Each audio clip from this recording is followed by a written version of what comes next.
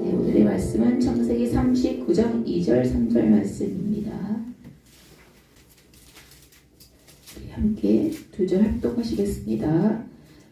여호와께서 요셉과 함께 하심으로 그가 형통한 자가 되어 그의 주인 애굽 사람의 집에 있으니 그의 주인이 여호와께서 그와 함께 하심을 보며 또 여호와께서 그의 범사에 형통하게 하심을 보았더라.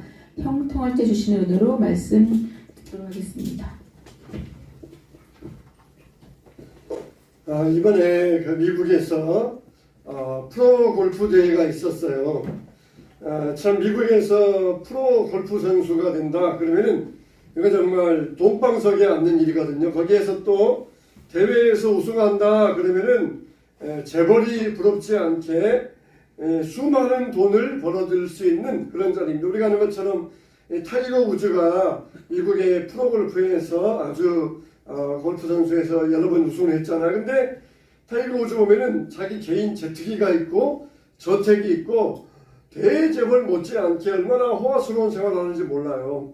근데 이번에 27살에 세플러라고 하는 이 사람이 결혼도 하고 아내도 있는데 이 청년이 이번에 프로골프 대회에서 우승을 하게 되었어요. 그래서 이제 우승을 하면서 이제 그린 재킷을 입고 인터뷰를 하잖아요.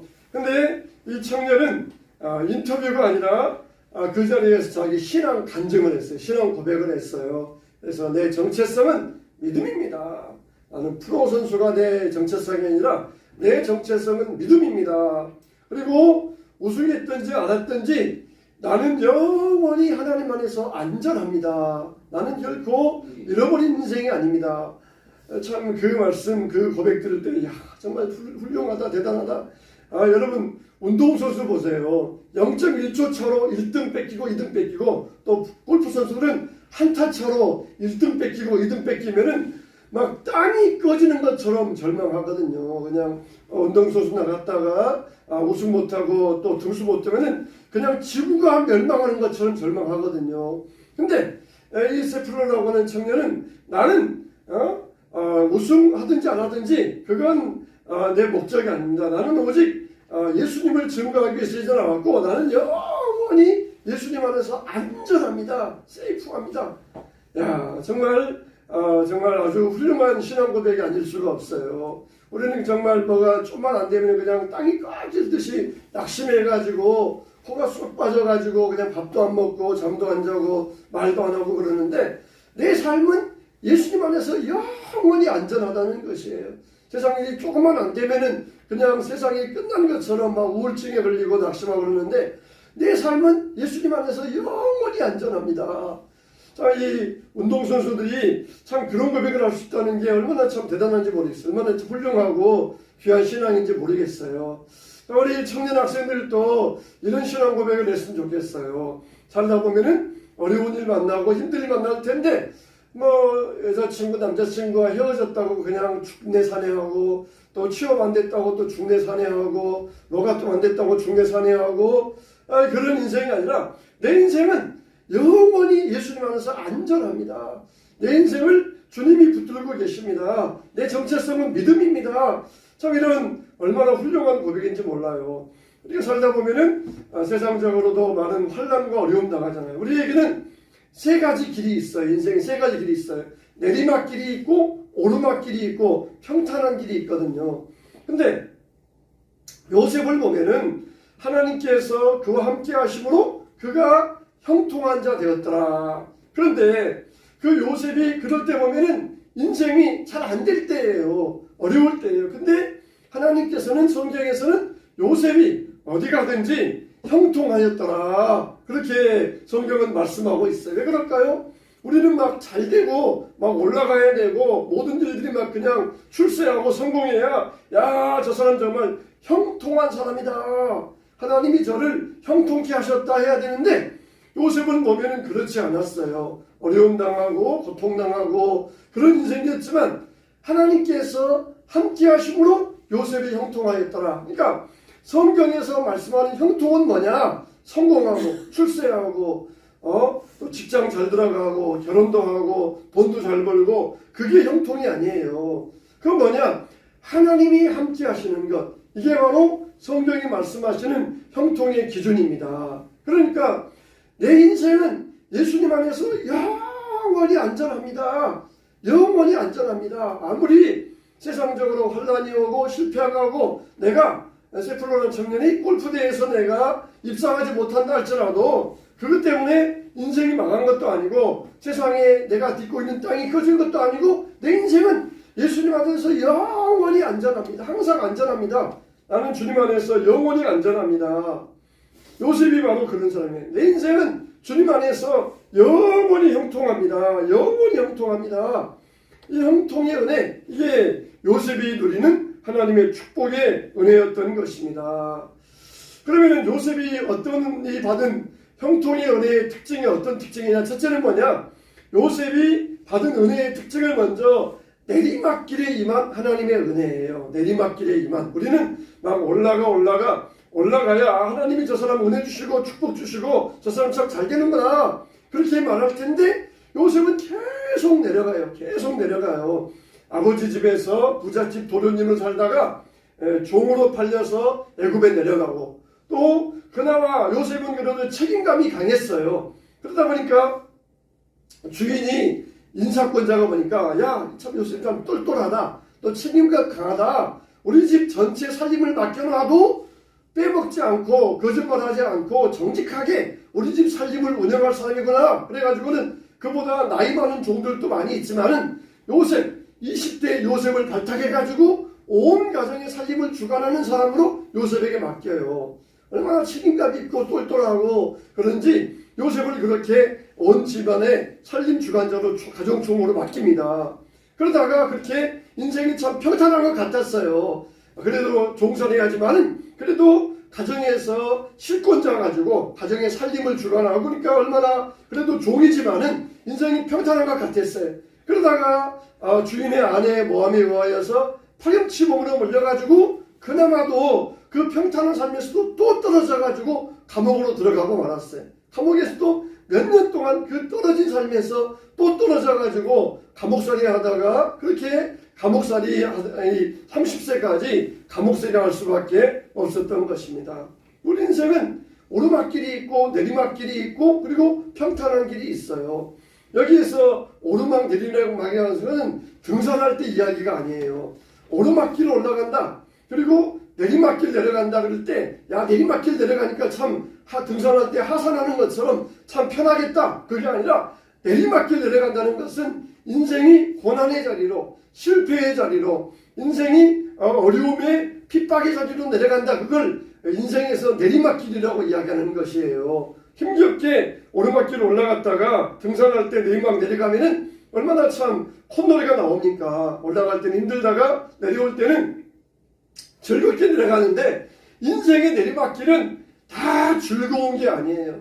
인생의 내리막 내려갈 때는 모든 사람들이 다 오만 인상을 찌푸리면서 고통 가운데 인생의 내리막길을 내려갑니다. 그렇게 아버지 집에서 평탄하게 살다가 노예가 되었고 노예 생활에서 평탄하게 살다가 감옥에 내려갔고 이렇게 요셉은 계속해서 내리막 인생이었지만은 하나님께서 그 내리막길에 하나님께서 은혜를 베풀어 주셔가지고 하나님께서 함께 하심으로 요셉은 늘 형통하였더라. 이게 요셉에게 임하였던 하나님의 은혜였던 것입니다.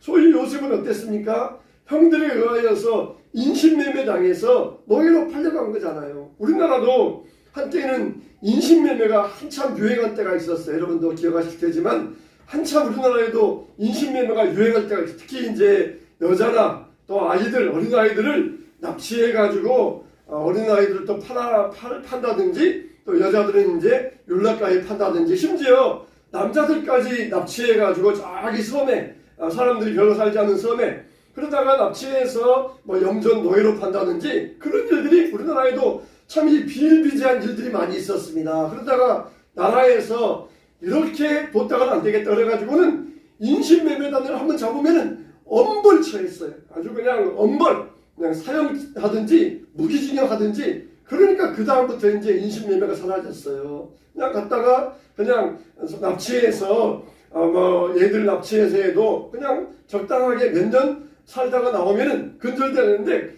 엄벌에 처해가지고 인신매매단들 사형 아니면 무기징역 하니까 그때부터 인신매매가 근절되어가지고 어린아이 납치하는 건 이건 정말 사회의 악 중에 가장 큰 악으로 그렇게 인식되어서 감히 지금은 사람을 납치하려고 하는 그런 시도도 하지 않습니다. 요즘은 뭐 CCTV도 많이 써가지고 그렇게 할 수도 없지만 지금은 사회의 악으로 인식이 되어서 그런 일들을 하지 않아요. 근데 요셉은 형들에 의하여서 인신매매 당했잖아요. 형들은 그래도 요셉을 처음에는 죽이려고 했었는데 요셉을 미디안 상인들에게 팔므로써 일거양득을 누렸어요. 그래도 돈도 벌었고 그래도 동생을 주겠다 그런 양심의 가책도 받지 않고 그래서 일거양득을 누리면서 요셉을 애굽으로 팔았던 것입니다. 그러나 이렇게 하나님께서는 내리막길 이런 인생에도 요셉에게 은혜를 베풀어 주시어서 요셉은 그 가운데서도 형통하였다라는 것입니다.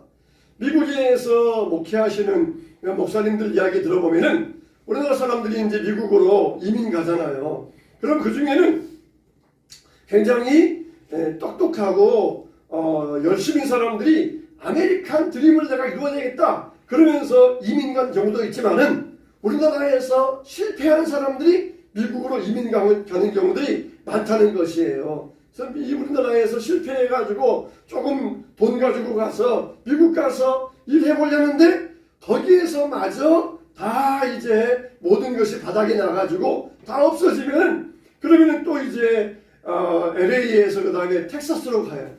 그러면은 텍사스에서 마지막 거기에서 또 몸부림치다가 또 거기에서 다 인생에 망하면은 그때 교회를 찾아와요.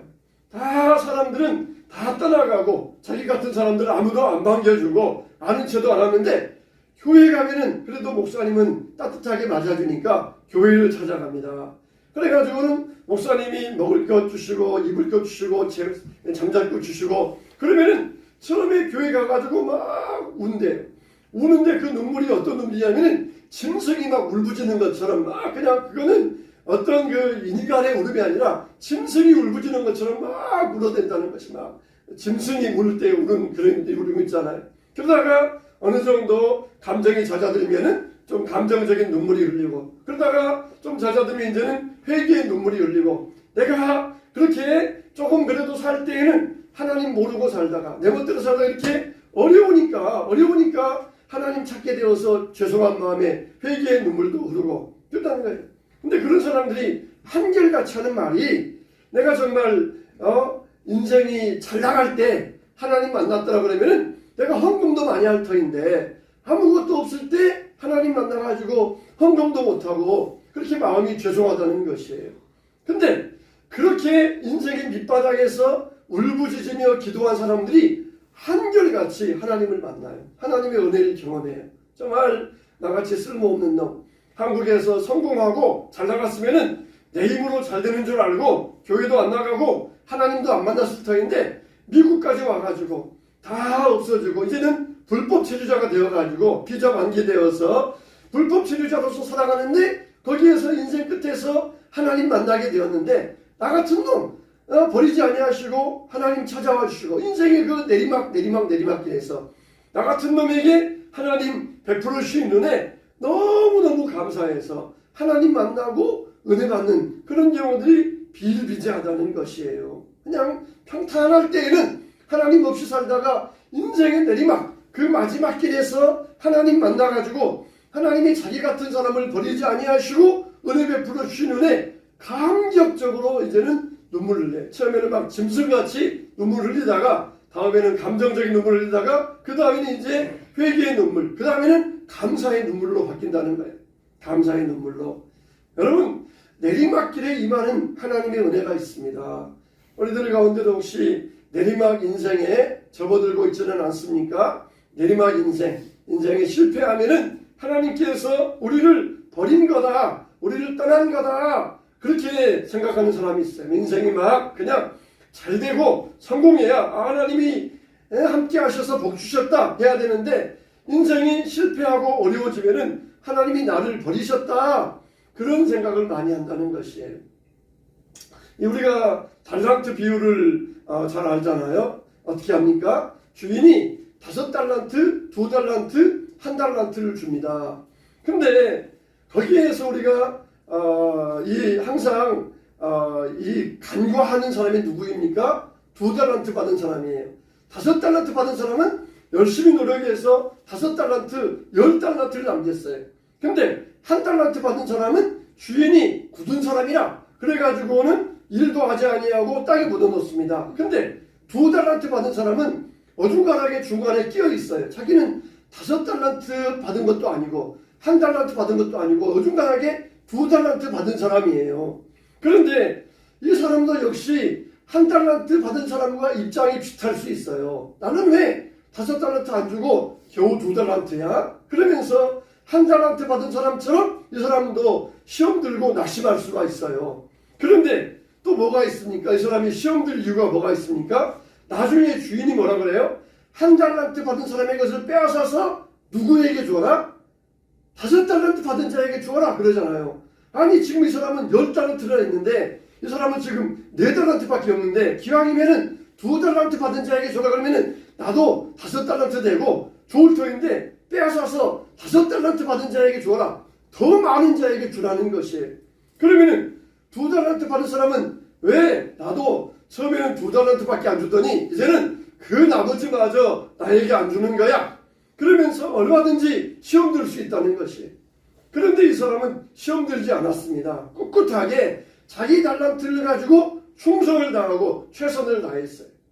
우리가 그런 사람들이 많아져야 된다는 것이에요. 5달란트 받은 사람, 야, 이 사람은 정말 대단한 사람이에요. 그 다음에 1달란트 받은 사람. 그러나 2달란트 받은 사람은 어중간하게 중간에 끼어가지고 남들에게 크게 나타난 것도 아니고 그렇다고 못한 것도 아니고 어중간하게 끼어가지고 별로 스포트 조명받을 그런 위치가 전혀 아니에요. 근데 이 사람은 끝까지 아무 말 하지 않습니다. 1달란트 받은 사람은 구구하게 변명하면서 말하는데 2달란트 받은 사람은 끝까지 아무 말 하지 아니하고 끝까지 자기 삶에 대해서 만족을 해요. 왜? 1달란트 뺏었으면 나 주셔야지 저 사람 주십니까? 나도 열심히 했잖아요. 그런 말도 하지 않고 끝까지 시험 들지 아니하고 꿋꿋하게 자기 믿음을 지켜가요. 2달란트 받은 사람이 이런 사람들이 교회에 많아져야 돼요. 그래서 우리가 어떤 일이 남들보다 비교했을 때 나는 못하다. 나는 저 사람에 비해서 나는 왜 이렇게 이것밖에 안 됐느냐? 그러면서 시험 드는 것이 아니라 자기의 있는 위치에서 어떤 위치에서 있다 할지라도 거기에 주시는 하나님의 은혜, 형통의 은혜를 누리게 되시기를 주님의 이름으로 축원합니다. 내리막길에 있다 할지라도 하나님께서 우리를 버리시거나 떠나신 게 아니에요. 하나님은 항상 우리와 함께 하십니다. 내리막길에서도 하나님은 우리에게 형통의 은혜를 베푸시는 은혜로우신 하나님이심을 믿으시기를 축원합니다. 두 번째로 요셉에게는 찢긴 옷에 입은 이 은혜가 있어요. 처음에 요셉은 아버지 집에서 채색 옷을 입습니다. 그 다음에는 노예의 옷을 입습니다. 그 다음에는 죄수복을 입습니다. 그 다음에는 총리의 세마포 옷을 입혀요. 형들에 의하여서 채색 옷이 벗김당하고 이 노예복을 입고 그리고 이 보디발의 아내에 의하여서 노예 옷을 벗김당하고 죄수복을 입고 그리고 이 죄수 감옥에서 하나님께서 그의 죄수의 옷을 벗겨주시고 그에게 총리 대신에 세마포 옷을 입혀주셨던 것이에요. 점점 좋아져야 되는데 점점 나빠졌어요. 그러나 이 상황 가운데서 하나님은 항상 요셉과 함께 하시면서 형통의 은혜를 베풀어 주셨던 것이에요. 사람이 옷이라는 것이 신분을 보여주잖아요. 주일인데 사람들은 다 평상복 입고 나들이 가는데 어떤 사람들은 교회 오는데 양복 다 이렇게 정장 입고 이렇게 온다? 그러면은 야, 저 사람은 틀림없이 교회 가는 사람이다. 그런 이야기를 요즘 주일날 결혼식 안 하잖아요. 토요일날 하지 주일날 안 하잖아요. 이 주일날 옛날 같으면은 정장 입고 외출하면은 어디 결혼식 가 그러는데 요즘은 결혼식 안 하니까 틀림없이 정장 입고 외출하는 사람은 교회 가는 사람이다. 그렇게 다 알 수가 있어요. 옷이 사람의 신분을 나타냅니다. 죄수복은 죄수의 옷을 입어요. 의대 가서 이 의사의 옷을 입고 싶어서 의대 가서 공부를 합니다. 법관의 옷을 입고 싶어서 법대에 가가지고 사법고시 공부를 합니다. 우리 이 직장 다니는 남자들 중에 제일 무서운 말이 무슨 말이 하나입니까? 너 옷 벗고 싶어? 그 말이 제일 무서운 말 중에 하나잖아요. 너 정말 그러다가 옷 벗고 싶어? 옷 벗길 거야? 이런 말 무서운 말 안 하잖아요. 진짜 뭐 옷을 벗겨서 빨가순이 만든다 그 말이 아니라 그냥 직위 해고하겠다 그런 협박이잖아요. 이렇게 이 옷이라고 하는 것 그 사람의 신분을 나타내는 가장 중요한 모습인데 소위 뭐 화이트 칼라냐 뭐 블루 칼라냐 그걸로 이제 구분하기도 하는데 참 요셉은 화려하게 채색 옷으로 그의 인생을 시작했어요. 그러다가 그 채색 옷이 갈기갈기 찢겨나가고 형들이 의하여서 짐승의 피를 붙여서 아버지한테 보여주면서 이것이 아들의 옷입니까? 그러다가 노예의 옷을 입히고 그 다음에 죄수 옷을 입히고 그리고 하나님께서 죄수의 옷을 벗기셔서 그에게 화려한 총리의 세마포 옷으로 입혀주셨던 것입니다. 지금 여러분들이 있는 위치 여러분이 입고 있는 옷이 여러분 마음에 듭니까? 들지 않습니까? 나는 항상 깨끗한 옷 입고 나도 사무직에 출근하고 싶다. 나도 항상 좋은 옷 입고 놀러 가고 싶다. 나도 항상 좋은 그런 나들이 옷 입고 나들이 가고 싶다. 그런데 나는 왜 이렇게 이런 옷을 입고 지내야 되느냐? 그러나 우리 하나님께서 우리의 옷을 벗겨주실 때가 있어요. 우리의 옷을 내가 벗고 나는 놀러가는 나들이 옷으로 갈아입고 나는 나가야 되겠다. 그러면은 하나님께서 그 옷을 찢어버리시고 더 나쁜 옷으로 입히십니다. 우리가 입고 있는 옷을 얼마나 만족하며 감사하고 있습니까? 하나님의 은혜에 감사하는 사람들이 되어야 됩니다. 그럴 때 하나님께서는 그 인생을 치료하시고 바꾸어 주시기 시작하신다는 것이에요. 하나님의 은혜에 감사하는 사람에게 하나님은 은혜를 베풀어 주십니다. 내가 정말 어떤 옷을 입고 있든지 하나님의 은혜가 그곳에 임함을 우리는 잊지 말아야 됩니다. 잊지 말아야 돼요. 나이 들어서 가끔 가다가 친구를 만나보면 그런 말 할 때가 있어요. 젊었을 때는 뭐 사무직이다 뭐다 하면서 부러워했었는데 나이 들면서 기술직만큼 제일 부러운 사람이 없다는 거예요. 기술직들은 은퇴도 없고 또 정년도 없으니까 계속해서 일할 수 있는데 사무직은 일하다가 그만두면은 이제 기술도 없으니까 나가서 할 일이 없다는 것이에요. 그러니까 한때는 그 입고 있는 옷이 남들에게 부러움을 줬었는데 또 인생이라는 것이 반전되는 그런 일들이 있다는 것입니다. 자, 여러분 하나님이 우리에게 입혀주신 옷 이것을 우리가 감사함으로 이 옷을 입고 주님 앞에 설 때에 주님은 우리에게 화려한 세마포 옷과 같이 아름다운 옷으로 우리 인생을 반전시켜 주시고 우리 인생을 새롭게 하여 주실 것입니다. 우리 청년 학생들도 우리가 지금 어떤 옷을 입고 있든지 우리가 남들과 비교할 필요 없어요. 비교할 필요 없습니다. 특히 좋은 옷들, 브랜드 옷들 안 좋은 옷 10벌보다 브랜드 옷 한 벌이 낫다. 정말 우리나라만큼 뭐 샤넬백, 루이비통 이게 많이 팔리는 나라가 없대요. 뭐 우리나라가 작년에 이런 이 명품백들이 7조 원인가 70조인가 7조 원 시장이라고 그렇게 이야기를 하더라고요. 7조 원 시장. 와, 그 명품백을 사는데 우리나라 사람들이 7조 원을 들여서 1년 동안에 백 사는데 돈을 썼다는 것이에요. 와, 그 많은 돈들이 어디서 났을까요? 그걸 들면은 과시하잖아요. 야, 저 사람은 정말 아주 귀한 신분의 이 사람이 모양이다. 그러면서 자기 신분을 과시하는 목적으로 이것을 들고 자랑하려고 하지 않습니까? 하나님은 다 가치 없다고 하셔요. 정말 우리에게 있는 알맞은 옷들 그걸 입고 주님 앞에 설 수 있어야지. 그렇지 아니하면은 하나님께서 언젠가 벗겨버리십니다. 세 번째 이 요셉에게 임한 형통의 은혜는 무엇입니까? 버려진 자에게 임하시는 하나님의 형통의 은혜였습니다. 요셉은 버려진 자였어요. 요셉은 무려 4번이나 버림을 당합니다. 첫째는 형들에게 버림당하고 둘째는 보디발에게 버림당하고 그리고 둘째는 미디안 상인들이 요셉을 사가지고 보디발에 넘기고 셋째는 보디발에게 버림당. 그 다음에 네 번째는 술 맡은 관원장에게 버림당합니다. 술 맡은 관원장이 아쉬울 때는 내가 꼭 널 기억하겠다. 그러다가 나가서는 까맣게 잊어버려. 요셉을 잊어버렸더라.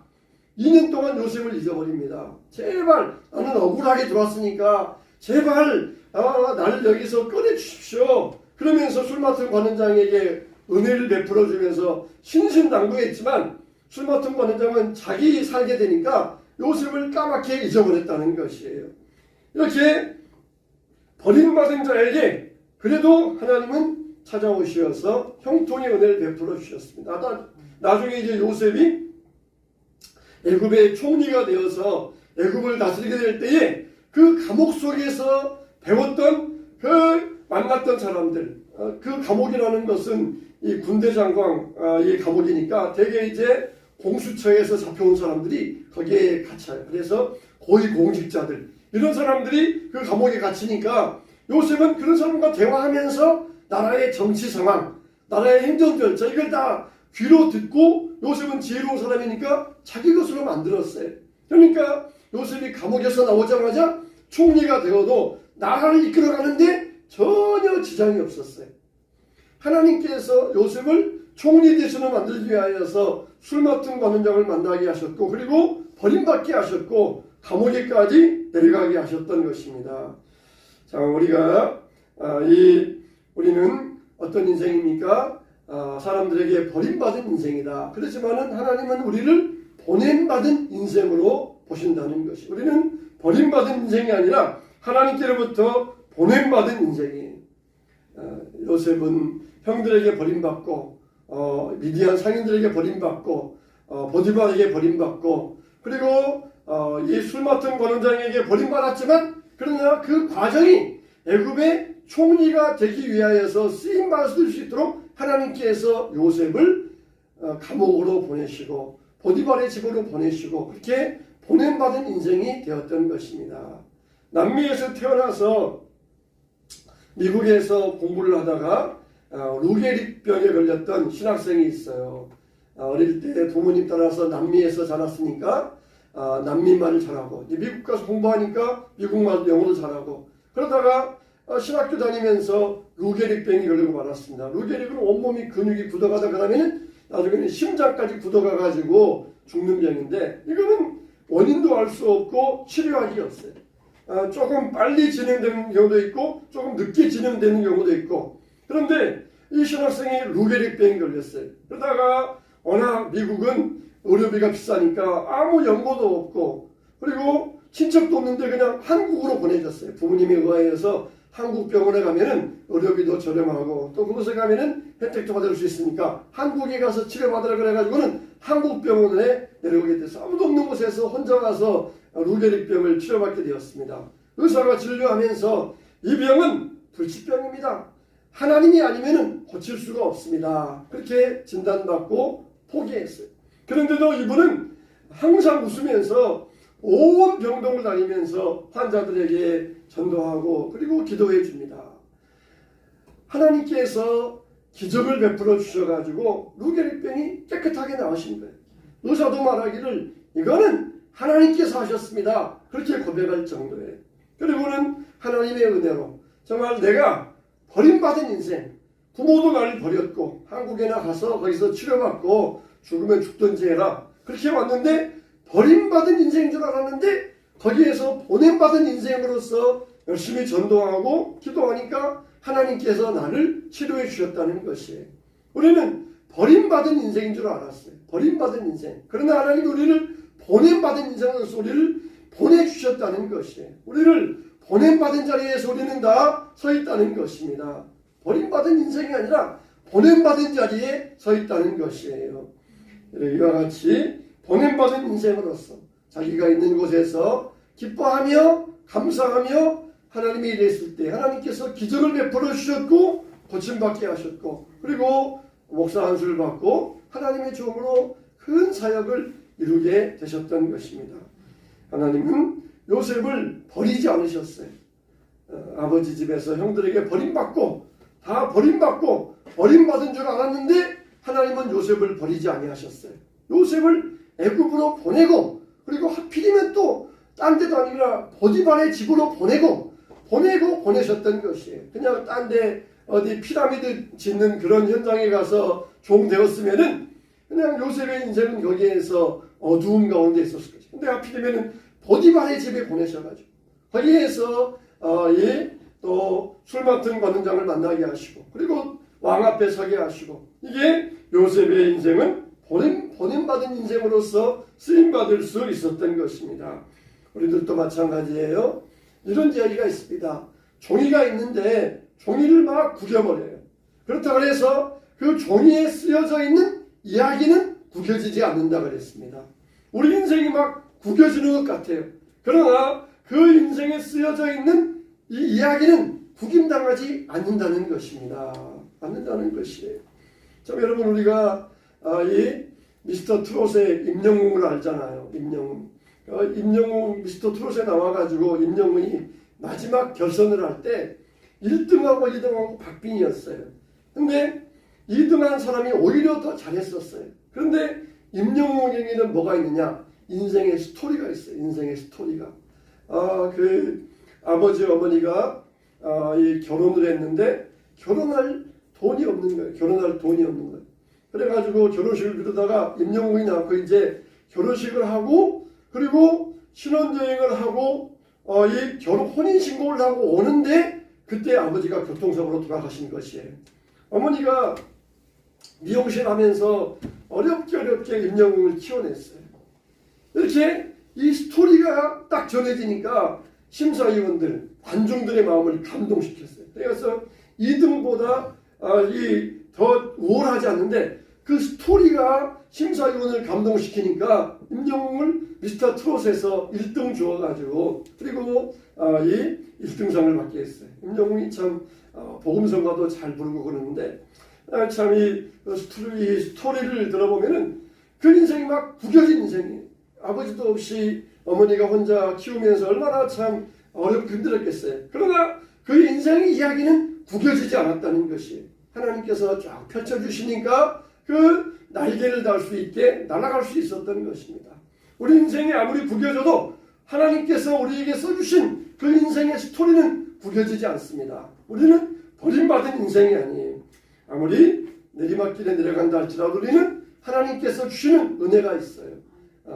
옷이 초라한 옷을 입고 찢어진 옷을 입는다 할지라도 하나님의 은혜가 있어요. 또 그리고 버림받은 곳에 있다 할지라도 하나님의 은혜가 있어요. 정말 내 인생은 그리스도 안에서 영원히 안전합니다. 영원히 안전합니다. 참 이 신앙 간증을 되새겨볼 때마다 얼마나 참 힘이 되고 격려가 되고 은혜로운지 몰라요. 그냥 하나님 사랑합니다가 아니라 내 인생은 주 안에서 영원히 안전합니다. 영원히 안전합니다.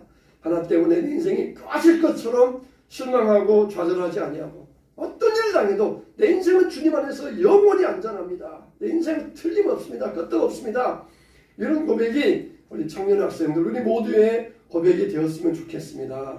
요셉은 이런 형통의 은혜를 누리면서 주님 안에서 어떤 곳에서도 영원히 형통하면서 영원한 안전과 평안을 누릴 수 있었던 것처럼 하나님 우리에게도 이런 동일한 은혜를 베풀어 주시어서 항상 주 안에서 영원히 안전하고 평안하고 형통한 우리 모든 성도들 되시기를 주님의 이름으로 축원합니다.